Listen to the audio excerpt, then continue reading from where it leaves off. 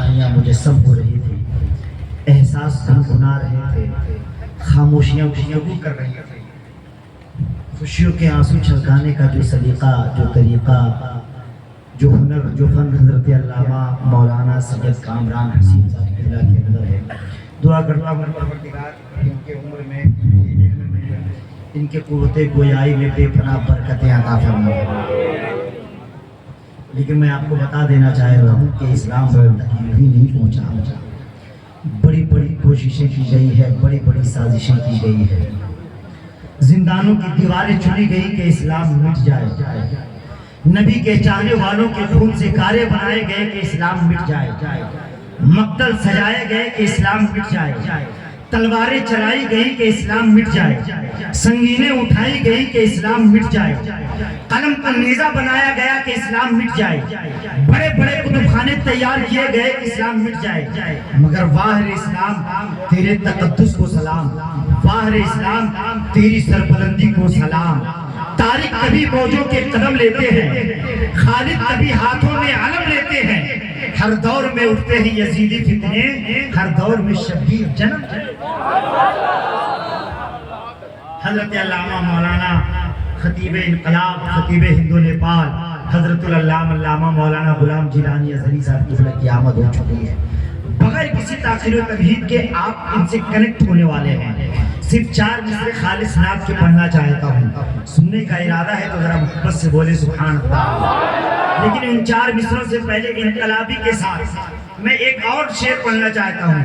ذرا ایک بار اور پورا مجمع، جو کرسی والے ہیں وہ بھی آئے، کرسی والے وہ بھی، سارے لوگ ہاتھ اٹھا کر کے بولے یا رسول اللہ۔ اب یہ 4 مصرے پڑھتا ہوں کہ جب تک رہے گی جان یہ کہتے رہیں گے ہم، اللہ کے رسول کا پیغام زندہ باد۔ جن کے پاس ہاتھ ہے وہ ہاتھ اٹھا کر کے اس کا استقبال کرے اور بولے جب تک رہے گی جان یہ کہتے رہیں گے ہم، اللہ کے رسول کا پیغام زندہ باد۔ تو کیا ہمیں مٹائے گا اسلام کے دشمن، ہم سینے پہ چڑھ کے بولیں گے اسلام زندہ باد۔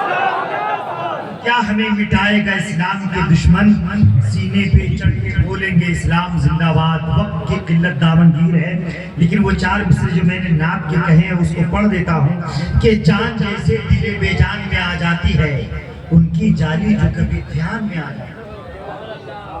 جان جیسے دل بے جان میں آ جاتی ہے، ان کی جالی جو کبھی دھیان میں آ جاتی ہے، بیٹھ جاتا ہوں مدینے کا تصور لے کر، خود بخود تازگی ایمان میں آ جاتی ہے۔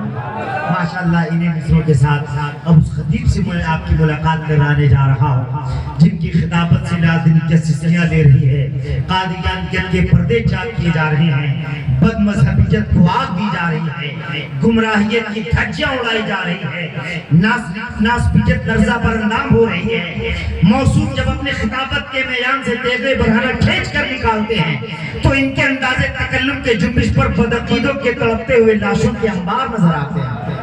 حضرت علامہ مولانا خلیفہ حضور تاج الشریعہ، حضرت علامہ مولانا مفتی غلام جیلانی ازہری صاحب قبلہ اب آپ اس کو دعوت سماعت دیتے ہوئے آپ سے کنیکٹ ہو رہے ہیں۔ پورا مجمع نعروں کی گونج میں ان سے ملاقات کرے، رب کی بڑائی بیان کرے۔ نعرہ تکبیر، نعرہ رسالت، مسلک اعلی حضرت، عظمت مصطفیٰ کانفرنس، نعرہ تکبیر، نعرہ رسالت۔ کہنے کا میرے پاس یہی ایک ڈھنگ ہے، ہر دشمن رسول سے اعلان جنگ ہے۔